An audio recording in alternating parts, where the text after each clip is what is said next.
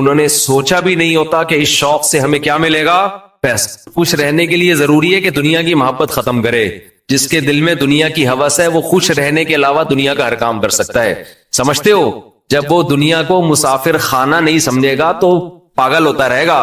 ابے اس کے پاس پلاٹ آ گیا، ابے اس کے پاس گاڑی آ گئی، ابے اس کا امریکہ کا ویزا لگ گیا، ہم یہاں ٹھیلے بیچ رہے ہیں، ابے یہ سیدھا سیدھا بولو بھائی بھاڑ میں جائے. جب بحریہ ٹاؤن کے مالک کا جنازہ اٹھے گا تو میرے دوست نے 2 پلاٹ لے لیے تو کون سا تیر مار دیا؟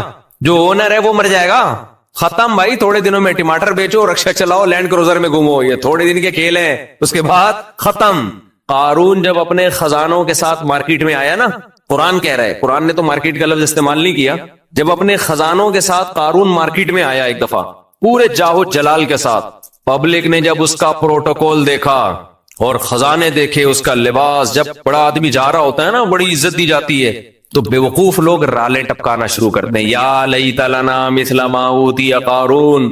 احمقوں اور بے وقوفوں نے کہا ہائے کاش ہمارے پاس بھی ایسی دولت ہوتی جیسی قارون کے پاس. کیا پروٹوکول ہے بھائی اس کا. تو قرآن کیا کہتا ہے؟ علم والوں نے کہا ویلکم، برباد ہو جاؤ، تمہارا ناس ہو جائے. جب انسان بہت ہی الٹی بات کرتا ہے تو آدمی کہتا ہے تیرا ناس ہو، تو برباد ہو جائے، کہ بیکار باتیں کر رہا ہے بیٹھے.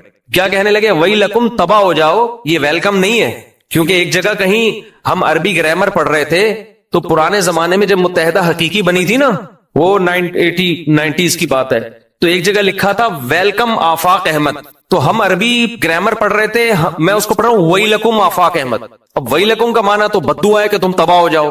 تو میں حیران ہوں کہ انہوں نے اپنے قائد کو گالی کیوں دی ہوئی ہے. میں وہاں کھڑا ہوا سوچ رہا ہوں کہ اپنا قائد بھی متحدہ حقیقی بنی تھی نا، تو وہ قائد بھی مانتے ہو آفاق احمد کو، اور تم کہہ رہے ہو اور گالی بھی دے رہے ہو تم تباہ ہو جاؤ.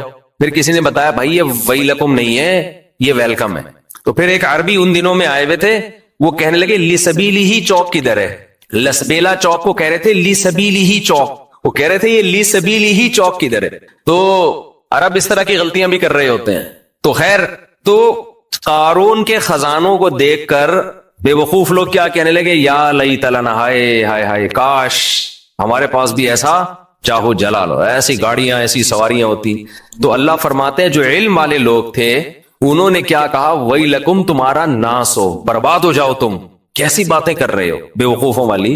ثواب اللہ خیرون، اللہ جو نیک عمل پہ بدلہ دے گا وہ اس سے کئی گنا بہتر ہے. تو کبھی تمہاری رالیں کسی نیک عمل کو دیکھ کے تو ٹپکی نہیں ہے کہ وہ روزے رکھ رہا ہے، وہ صدقہ کر رہا ہے تو رال ٹپ کے یار کتنا کما رہا ہے. یہ ٹپک کس پہ رالیں رہی ہیں؟ جو عیاشی کر رہے ہیں. تو یہ عیاشی تو تھوڑے دنوں میں ختم ہونے والی ہے.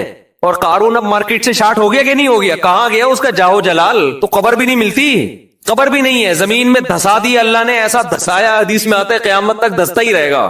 موسیٰ علیہ السلام نے اسے کہا زکات دے، اللہ نے تجھ پر احسان کیا ہے، تو جیسے اللہ نے تجھے دولت دے کے احسان کیا تو اللہ کی مخلوق پہ احسان کر، تو بھی مخلوق پہ خوب خرچ کر. تو کہنے لگا یہ میرا کمال ہے جو میں نے پیسہ کمایا ہے. مائنڈ میرا کیا تھا؟ آج بعض مالدار لوگ کہہ رہے ہیں نا میرا مائنڈ، میری لک ہے اور میری. او بھائی آپ کا کچھ نہیں ہے. جس کے لیے اللہ رزق کے دروازے کھولنا چاہے کھول دیتا ہے. ہم نے بڑے بڑے فنڈر دیکھے ہیں، وہ بےچارے ٹماٹر ہی بیچتے رہتے ہیں ساری زندگی، حالانکہ مائنڈ ان کا بہت ہوتا ہے. اور بڑے بڑے بیوقوف لوگ دیکھیں جن کے پاس نوٹ گننے کی فرصت نہیں ہے. تبھی امام شافعی نے کہا ہے نا، ایک شعر امام شافعی کی طرف منسوب ہے واللہ عالم، کہ اگر عقل کی بیس پر لوگوں کے پاس پیسہ آتا تو غریب تو بےچارے بھوکے مر جاتے نہیں سوری، بے وقوف بےچارے بھوکے مر جاتے اگر عقل کی بیس پہ پیسہ ملے. تو میں اکثر اس پہ ایک واقعہ بھی سناتا ہوں، میں جلدی سنا کے آگے چلتے ہیں. ایک مالدار آدمی، ہمارے حضرت یہ واقعہ سنایا کرتے تھے پرانے زمانے کا. ایک بہت مالدار آدمی تھا، غریب تھا، ایک بڑا عقل مند آدمی تھا، غریب. مجھے بھی روزہ لگ رہا ہے آج. ایک بڑا عقل مند آدمی تھا مگر تھا کیا؟ غریب. اکثر ایسے ہی ہوتا ہے عقل مندوں کے پاس پیسہ نہیں ہوتا.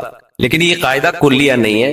مالدار بولیں گے مفتی صاحب ہمیں بیوقوف کہہ رہے ہیں. تو اس نے دیکھا کہ ایک آدمی بڑا مالدار تجارت کا سامان لے کے جا رہا ہے، بے وقوف اتنا ہے کہ اونٹ کے ایک طرف چاول کی یا جو بھی امپورٹ کر رہا ہوگا جو بھی چیز، اس کی بوریاں لادی ہوئی ہیں، اور بیلنس برابر کرنے کے لیے اونٹ کے دوسرے طرف ریت کے بورے رکھے ہوئے ہیں تاکہ بیلنس کیا ہو جائے.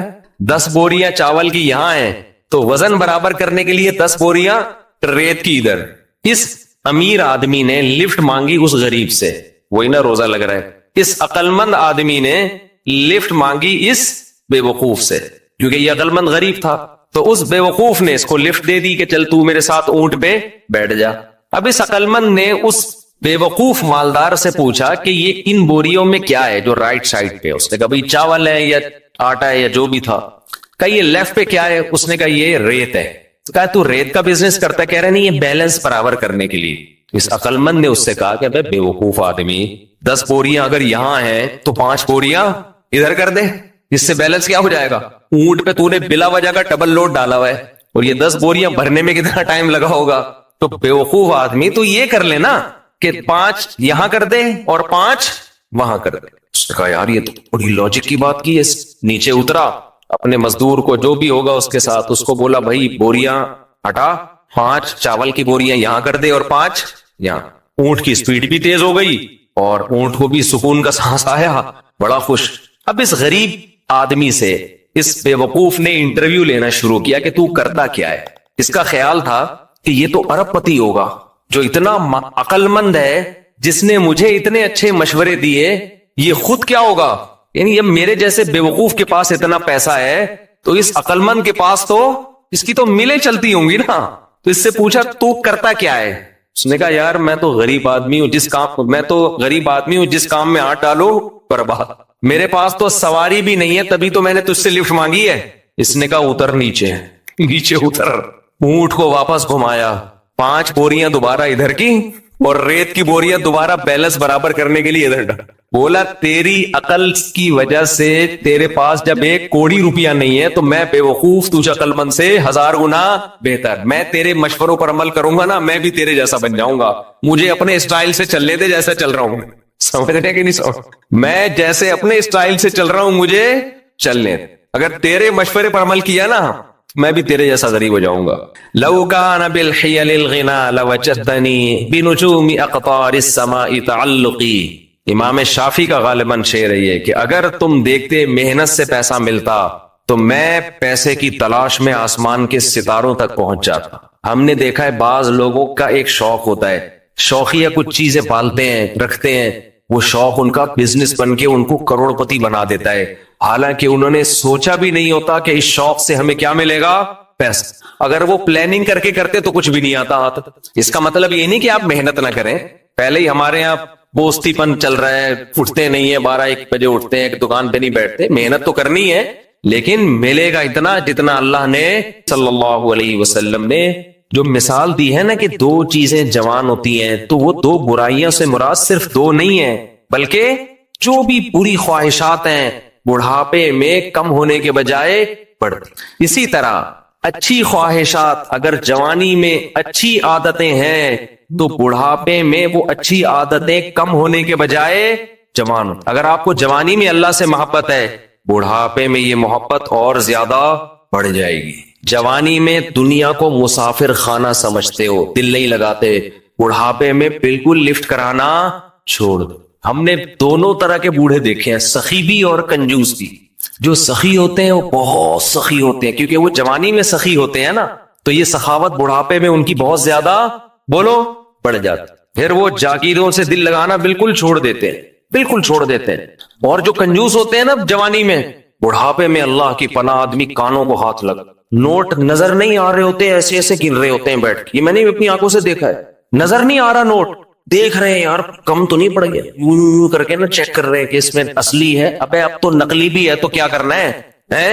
اب تو اگر نقلی بھی ہے تو اپنے دانت نہیں ہے کھانے کے لیے، پیٹ میں آنت نہیں ہے کھانے کے لیے، چبانے کے لیے دانت نہیں، کھانے کے لیے آنت نہیں، تو اصلی نقلی کا رہ کیا گیا؟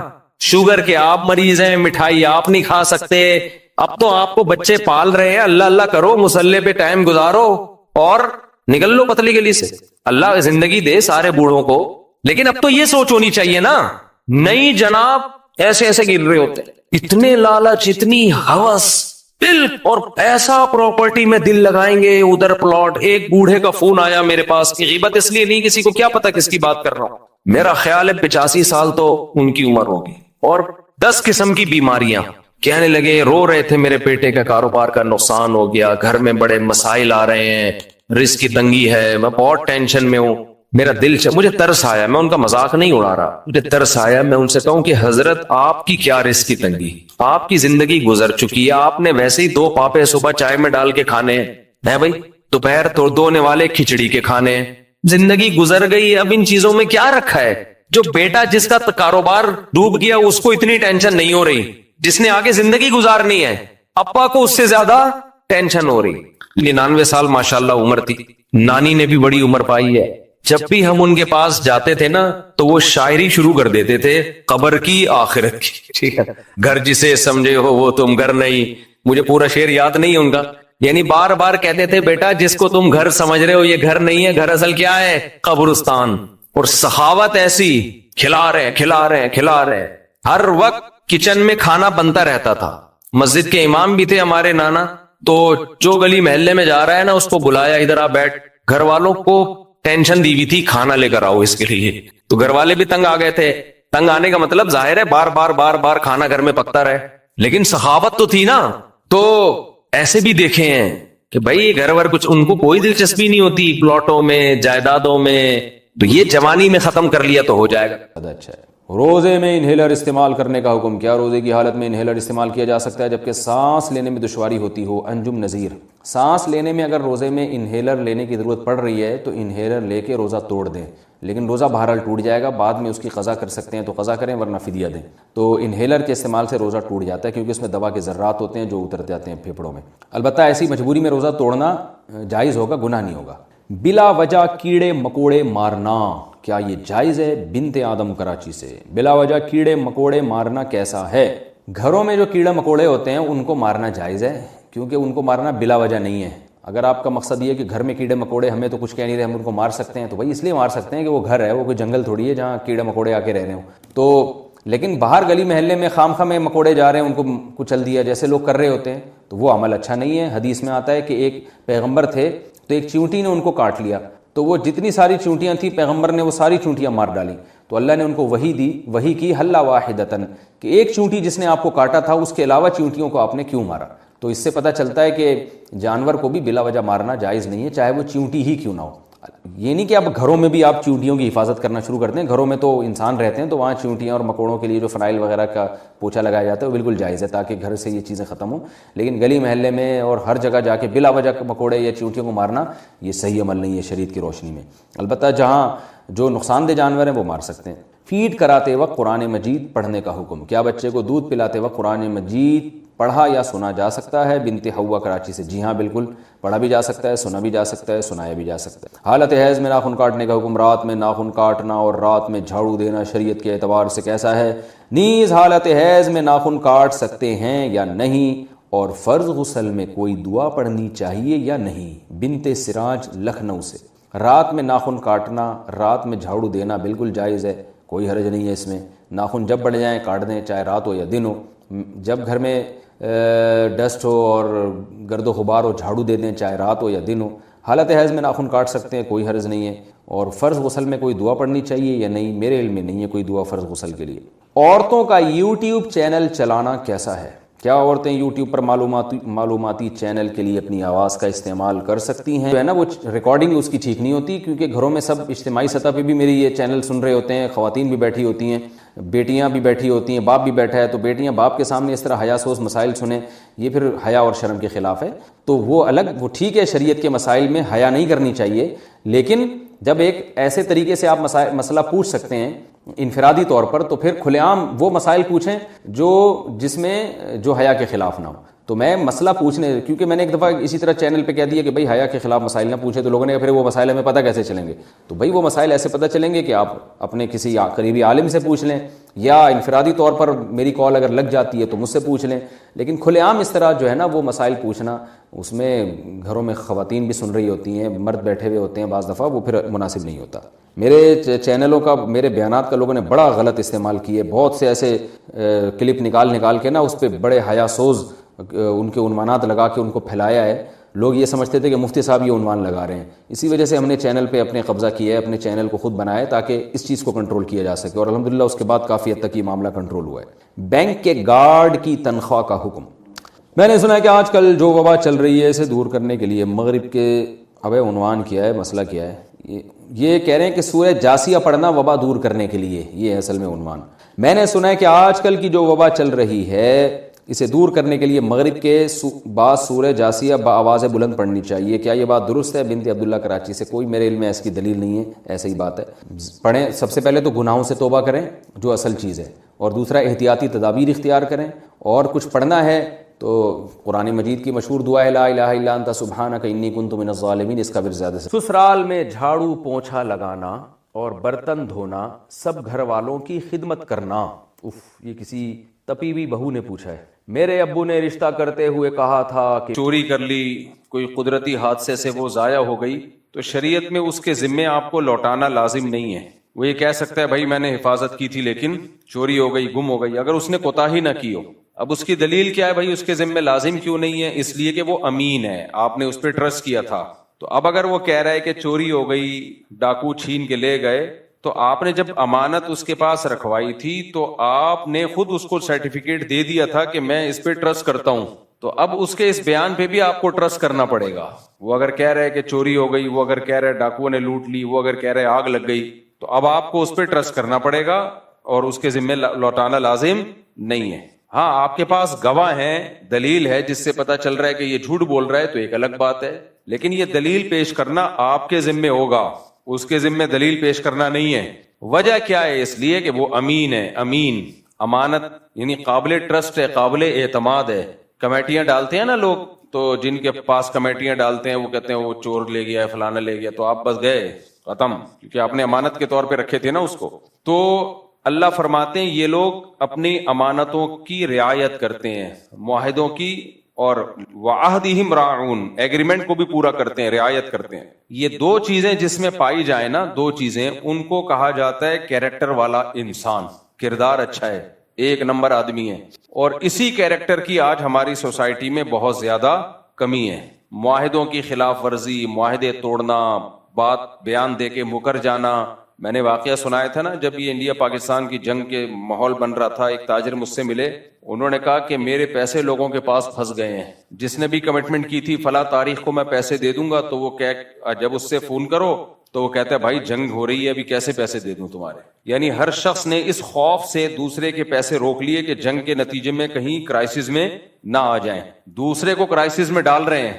ہونا تو یہ چاہیے کہ آپ فوراً اگلے کے پیسے دے دیں، کہیں اس سامنے والا مصیبت میں نہ آ جائے جنگ کی وجہ سے، لیکن لوگ دوسرے کا پیسہ روک لیتے ہیں، دوسرا کی ایسی کی تیسی ہو جائے، آپ اپنے آپ کو پہلے سیف سائٹ پہ لے کے آتے ہیں۔ اس سے پتا چل جاتا ہے کہ انسان 2 نمبر ہے یا 1 نمبر ہے۔ تو میں نے ان سے پوچھا، میں نے کہا مجھے ایک بات بتاؤ، اگر آپ نے لوگوں کے پیسے دینے ہوتے تو آپ کیا کرتے؟ مجھے کہنے لگے بات یہ کہ میں بھی یہی کرتا، جو لوگ میرے ساتھ کر رہے ہیں میں بھی یہی کرتا، میں بھی کہتا جنگ ہو رہی ہے بھائی تو پیسے مانگ رہے ہے۔ تو یہ بہت بری حرکت ہے۔ پیسوں کی میں بار بار مثالیں اس لیے دیتا ہوں کہ ہمارے معاہدے ٹوٹتے پیسوں پہ آ کے ہیں، جہاں پیسوں کا معاملہ ہوگا معاہدے ٹوٹیں گے۔ آج ایک صاحب آئے عصر کی نماز کے بعد، کہنے لگے میں نے کسی کو پیسے دیے ہوئے ہیں تو میرا اس سے ایگریمنٹ ہو رہا ہے، دیے ہوئے نہیں، دے رہا ہوں پیسے، ایگریمنٹ یہ ہو رہا ہے، یہ ایگریمنٹ ہوا ہے، وہ کہہ رہے بھائی تو مجھے پیسے دے دے، نقصان ہوا تو میرا، نہیں ہوگا نقصان میں ہونے ہی نہیں دوں گا، فائدہ ہوگا تو پروفٹ میں شرکت کر لیں گے۔ کہہ رہے مفتی صاحب یہ شرعن جائز ہے؟ میں نے کہا اول تو یہ شرط ہی کل عدم ہے، اس کی شریعت میں کوئی حیثیت ہے نہیں۔ جب آپ انویسٹمنٹ کرتے ہیں تو جتنی پرسنٹیج آپ کی انویسٹمنٹ ہوگی آپ کو لاس بہرحال برداشت کرنا پڑے گا۔ اب وہ آیا تو مجھ سے مسئلہ پوچھنے کے لیے تھا، مشورہ لینے کے لیے نہیں آیا تھا، لیکن میں نے غریبی میں ایک مشورہ بھی پارسل کر دیا۔ میں نے کہا مسئلہ تو یہ ہے کہ یہ شرط کل عدم ہے، اس کو لاس برداشت، آپ کو لاس برداشت کرنا پڑے گا۔ میں نے کہا باقی وہ جو آپ سے کہہ رہا ہے نا کہ لاس سارا میرے ذمے، وہ اس لیے کہہ رہا ہے کہ تاکہ آپ اس کے ساتھ انویسٹمنٹ بے خوف ہو کے کریں۔ اور میں نے کہا جب آپ نے اس کی اس چکنی چپڑی باتوں میں آ کے ادھر پیسے دیے اور سارا لاس اس نے آپ کے ذمے نہ ڈالا تو میرا نام بدل دینا، میں 4 شادیوں پہ بیان چھوڑ دوں گا۔ اس سے بڑی کوئی قسم ہو سکتی ہے بھائی؟ کتنی لوگوں نے کوششیں کی، مجھے دھمکیاں، بدنام کرنے کی، کمنٹس میں نیگیٹو، یہ بندہ شادیوں کے علاوہ کچھ بات نہیں کرتا، یہ وہ۔ میں نے چھوڑا بیان؟ نہیں چھوڑا نا، لیکن اس کو میں نے کہا نہیں، یعنی میرا ارادہ تھا کہہ دوں، ابھی خیال آیا مجھے کہ اگر اس نے سارا لاس تیرے ذمے نہ ڈالا، میں نے کہا چند باتیں، نمبر 1 پروفٹ 5 روپے بھی نہیں دے گا، نمبر 2 लॉस सारा का सारा तुम पे डालेगा। नंबर 3, लॉस करेगा भी लाजमी। और जब आप कहोगे ना कि आपने कहा था कि लॉस होगा ही नहीं, मैं ऐसा कारोबार कर रहा हूं, तो कहेगा यार मैं तो वाकई ऐसा कर रहा था, लेकिन कुदरत के आगे कौन जा सकता है, खुदा से कौन लड़ सकता है, फितरत से कौन लड़ सकता है, अब हो गया। बिल्कुल वही मामला है। हजरत याकूब अलैहिस्सलाम के बेटे आए अब्बा के पास और अब्बा से कहने लगे अरसिलहु माना गदन यरता व यलअब व इन्ना लहु लहाफिजुन, ए अब्बा यूसुफ को हमारे साथ भेज दें, खेलेगा, थोड़ा जंगल में घूमेगा, खाएगा पिएगा, हम इसकी हिफाजत करेंगे। अब्बा ने क्या कहा, इन्नी लयहज़ुनुनी अन तज़हबू बिही व अखाफु अन यअकुलहु ज़िबु व अंतुम अन्हु गाफिलून, भाई मुझे डर है कि भेड़िया ना खा जाए। तो कहने लगे अब्बा ये भेड़िया अगर इसको हमारी मौजूदगी में खा जाए, व नहनु उसबा, हम इतने मजबूत भाई, लंबे तड़ंगे जवान, हमारे होते हुए हमारे छोटे भाई को भेड़िया खा जाए। यानी वो अब्बा पे ही एतराज करने लगे, अब्बा आप कैसी बातें कर रहे हो, हम किस बात के भाई हो गए फिर। हालांकि उनका पूरा प्रोग्राम था भेड़िए को खिलवाने का, कुएं में डालने का। तो इसलिए ड्रामेबाज आदमी के स्टाइल पे कभी भी बोलो मत जाया करो। वो पैसा लेते हुए यही कहेंगे, आप कहोगे भाई नुकसान हो गया तो क्या होगा, वो कहेंगे नुकसान, यार तू पागल समझ रहे हैं हमको, यार हम जद्दी पुश्ती बिजनेस करते आ रहे हैं, हम इसलिए तेरा पैसा ले रहे हैं कि लॉस करेंगे, नुकसान करेंगे। अबे क्या बातें कर रहा है, लगता है मुफ्ती तारिक मसूद के बयान सुनता है तू भी। अबे मुफ्ती साहब से बोलो शादियों पे बात किया करें, कारोबारी बातें मत किया करें। तो मुफ्ती साहब से बोलो भाई ये बातें की टॉपिक मुफ्ती साहब का नहीं है, जैसे कारी खलील ने बोल दिया था ना कि मुफ्ती साहब से बोलो आप सिर्फ शादियों पे बयान किया करें। उसके बाद से मैंने कारी खलील पे भी जब से बयान करना शुरू कर दिया, कारी खलील पे, तो उसके बाद से कारी साहब क्या हो गए, खामोश हो गए। तो कारी खलील साहब ने जो इल्मी गलतियां की है ना, गड़बड़े की हैं मसाइल बयान करने में, कुरान और हदीस का लेवल लगा के, वो मुफ्ती रशीद अहमद खुर्शीद साहब नहीं गए थे इस दफा रमजान में, कारी खलील साहब के सामने बैठे थे, तो कारी खलील साहब ने टॉपिक ही अल्हम्दुलिल्लाह छोड़ दिए वो। तो खैर, तो मैं यस कर रहा था, तो मैंने उससे बोला, मैंने कहा भाई देखो यूसुफ अलैहिस्सलाम के बेटों ने क्या कहा था, नहनु उसबा, हम हमारे होते हुए भेड़िया खा जाए भाई को। फिर शाम को कैसे आए कि भेड़िए ने खा लिया, और झूठी कमीज भी लेकर आए, कमीज पे झूठा खून लगा के कि भेड़िए ने खा लिया। और फिर कहने लगे वमा अंता बिमुमिनिन लना, अब्बा हम कसमें उठा के भी सच बोले ना, हमें पता है आपने मानना फिर भी नहीं है, वलौ कुन्ना सादिकीन, हम कितने ही सच्चे क्यों ना हो, अब्बा आपने मानना फिर भी नहीं है। तो भाई जिसने कुछ करना होता है वो झूठ भी बोलता है, वो झूठी कस्में भी उठाता है। इसलिए शरीयत में हुक्म यह है कि दलील से बात करो, जज्बात से मुतासिर करने की कोशिश मत करो। जज्बात जब अच्छे होते हैं जब पहले दलील से एक बात साबित हो जाए, उसके बाद फिर उसमें जज्बात का तड़का लगाओ। दलील से साबित नहीं हो रहा, जज्बात से साबित करने की कोशिश करोगे तो बेवकूफ लोग मुतासिर होते हैं इससे, अक्लमंद लोग इससे कभी भी मुतासिर नहीं होते, और कभी भी होना भी नहीं चाहिए। मैं बार बार एक बात बयान करता हूं, झगड़े जब आपके पास आते हैं, कोई एक तरफा बयान सुनी, मीडिया पे कोई बात सुन ली, बिल्कुल फौरन मुतासिर मत हो। देखो भाई तुम्हारे पास इसकी दलील क्या है, रोना पीटना, चीख चीख के अपने जुल्म की दास्तानें बयान करना, इससे आपका मजलूम होना कभी भी साबित नहीं होता। हो सकता है आप खुद जुल्म करके रो रहे हो। यूसुफ अलैहिस्सलाम के भाइयों ने अपने भाई को कुएं में डाला और रोते हुए आए, हालांकि खुद डाल के आए, तो रोना तो उनको चाहिए था यूसुफ अलैहिस्सलाम को कि मेरे साथ क्या हो रहा है, और रो कौन रहा था, ये रो रहे हैं। मियां बीवी के झगड़ों में तो बहुत ज्यादा होता ही है, जो जालिम होता है, वो मजलूम होता है, वो रो नहीं रहा होता, जालिम उल्टा रो रहा होता है। मैं एक दफा थाने में था, किसी काम से बहुत पहले जाना हुआ, तो एक आदमी के खून हम खून, कपड़ों पे खून, यहां भी खून, यहां भी खून, FIR कटाने आया हुआ है, मुझे बंदों ने मारा है। पुलिस वाले ने कहा नालायक आदमी ने खुद पीटा होगा, कूटा होगा पकड़ के, खुद मारते हैं और फिर अपने ब्लेड के निशान से ना जख्म लगा के आ जाते हैं, या खून वून लगा के आ जाते हैं कि देखो हमें फला ने मारा है। तो मैंने उन साहब से कहा, मैंने कहा भाई देखो मसला ये है कि वो जो तुम्हें कह रहे हैं ना लॉस बिल्कुल भी नहीं होगा, इतने पैसे मुझे दे दो, तो मुझे उसका स्टाइल बता रहा है कि 100% लॉस ही लॉस होगा। क्योंकि शरीफ आदमी होता, कहता भाई मैं बिजनेस के लिए पैसा ले रहा हूं, कोशिश करूंगा कि लॉस ना हो, लेकिन कुदरत से कोई भी लड़ नहीं सकता। ये कहता तो इसका मतलब है शायद लॉस तो फिर भी करना ही था उसने, लेकिन शायद लॉस ना होता। तो कहता नहीं मुफ्ती साहब मैं 1 साल से उसको जानता हूं। मैंने कहा जिसको तू 1 साल से जानता है मैं उसको 30 साल से जानता हूं। हालांकि मैं नहीं जानता था। आप कह सकते हैं कि मुफ्ती साहब आपने झूठ बोला, भाई मैं 30 साल से इस टाइप के लोगों को जानता हूं। तो उसमें ये वाला भी बंदा दाखिल है जो 1 साल से आपको धोखा नहीं दे रहा, اس کے بارے میں چانس یہ ہے کہ وہ بڑا گیم کھیلنے والا ہے آپ کے ساتھ, وہ چھوٹا گیم نہیں کھیلنے والا. تو شاید 0.001% لوگ اس میں نیک بھی ہوتے ہیں, 0.001%. تو 0.001% کا رسک لے کے اپنے آپ کو 99.999% مصیبت میں ڈالنا, یہ بے وقوفی کا کام ہے یا نہیں ہے؟ ایک باریک پل ہو, نیچے آگ جل رہی ہو, اور کوئی کہے آپ اس سے جائیں, 99% چانس یہ کہ آپ اندر گریں گے, 1% چانس ہے کہ آپ نکل جائیں گے.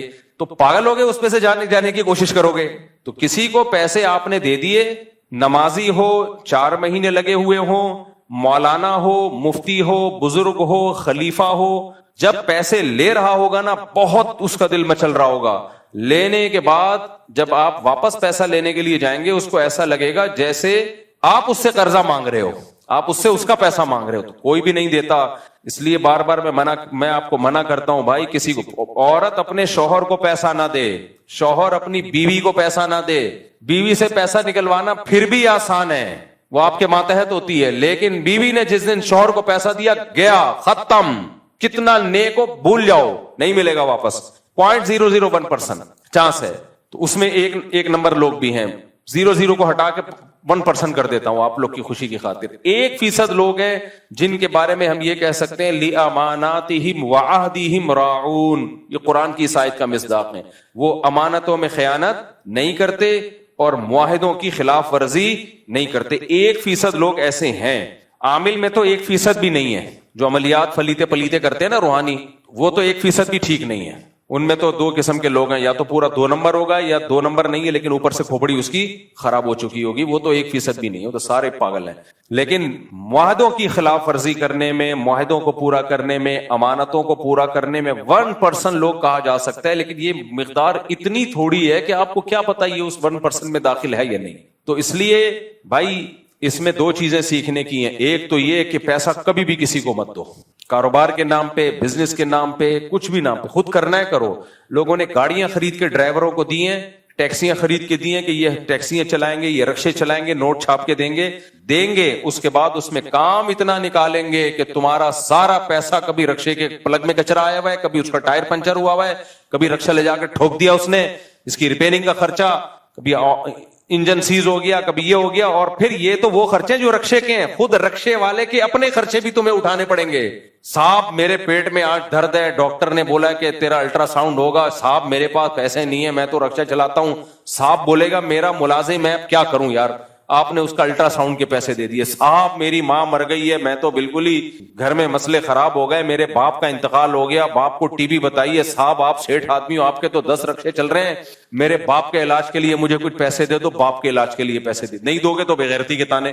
صاحب یہ صاحب وہ آپ کا سارا رکشہ گیا تیل لینے کے لیے, سمجھ رہے ہو, ٹیکسیاں, رکشے. تبھی پاکستان میں بزنس چلتا ہی نہیں ہے. پاکستان میں وہی بزنس چلا رہے جو خود کرتے ہیں, یا اتنے ڈھیٹ ہوتے ہیں کسی کے رونے دھونے سے ذرا بھی متاثر نہیں ہوتے. میرا اپنا اصول کیا ہے, جو مجھ سے مانگ لے دیتا ہی نہیں پیسے, میں اس کو پتہ نہیں مجھے وہ فراڈی لگنا شروع ہو جاتا ہے. حالانکہ بعض مستحق بھی ہوتے ہیں. میرا اپنا اصول ہے, جس دن مانگ لیا جا بے, اب نہیں ملے گا, جا.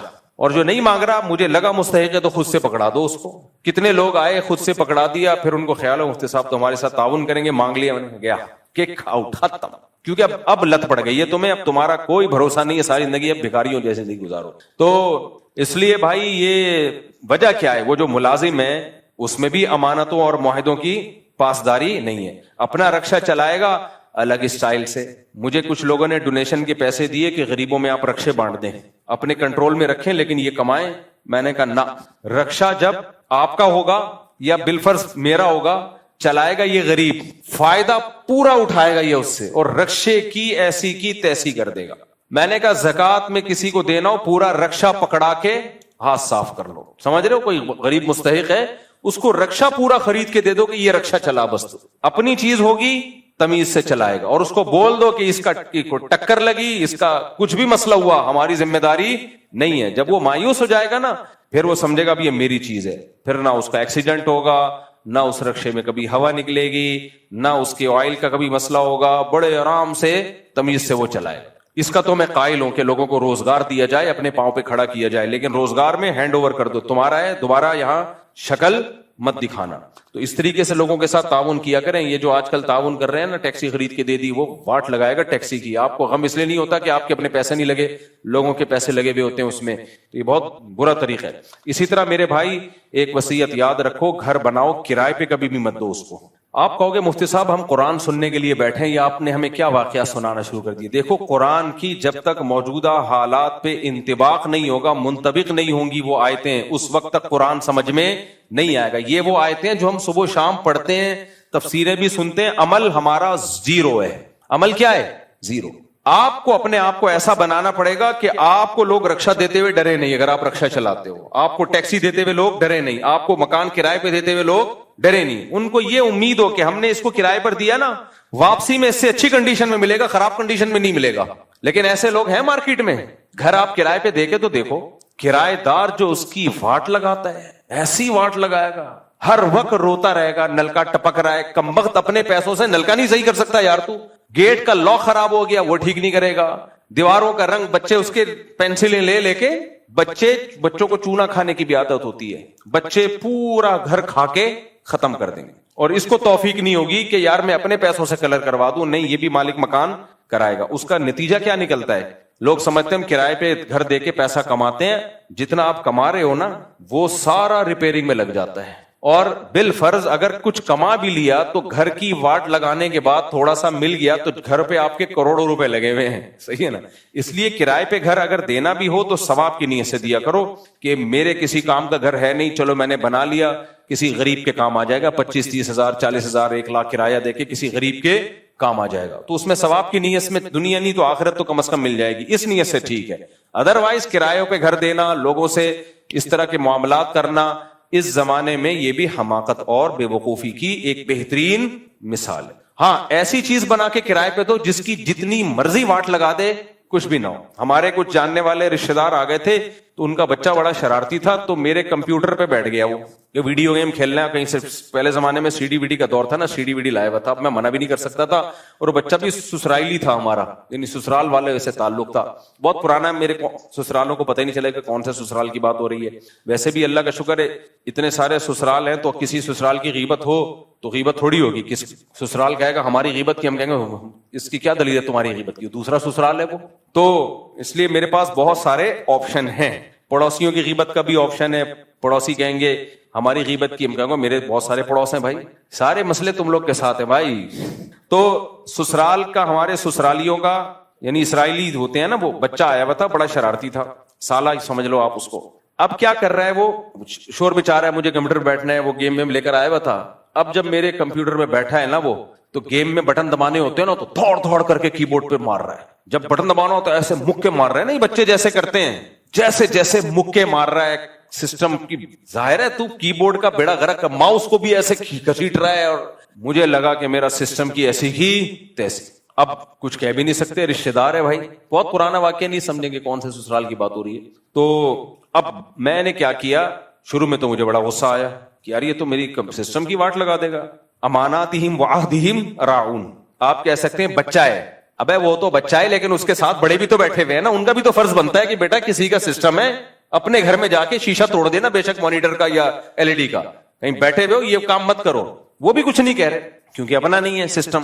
تو پھر کیا ہوا, اب 2 مصیبتیں میرے سامنے کہ اگر میں منع کرتا ہوں تعلقات خراب ہوتے ہیں, منع نہیں کرتا تو کمپیوٹر خراب ہوتا ہے. تو پھر ایسی سچویشن میں نے ثواب کی نیت کر لی کہ بھائی رشتہ داری جوڑنا کمپیوٹر جوڑنے سے زیادہ ثواب ہے, اور رشتہ داری کا توڑنا کمپیوٹر توڑنے سے زیادہ بڑا گناہ ہے. تو میرے دوست آئے ہوئے تھے ملنے کے لیے, میں نے ان سے کہا, وہ نے کہا یار یہ کیسے کمپیوٹر کا استعمال کر رہا ہے. میں نے کہا بھائی میں نے یہ فرض کر لیا ہے ذہنی طور پر کہ بڑے سے بڑا نقصان کیا ہو سکتا ہے, یہ بھی ایک ٹینشن سے بچنے کا طریقہ ہے.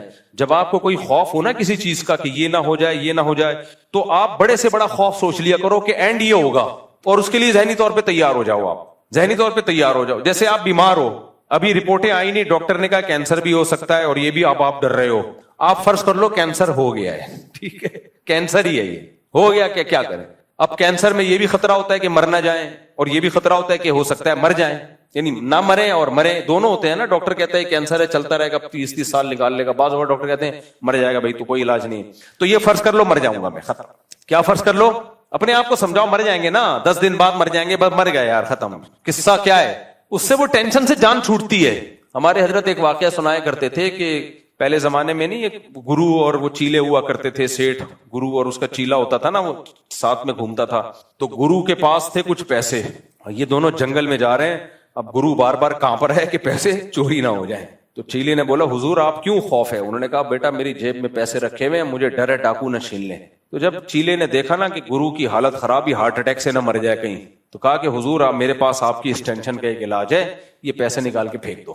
صحیح ہے, اس کا فائدہ یہ ہوگا کہ کم از کم ہارٹ اٹیک سے مرو گے نہیں آپ. پیسے آنے جانے والی چیز ہے, صحت سب سے بولو پہلے. اس نے ایسا ہی کیا, نکال کے پھینکے, بڑے آرام سے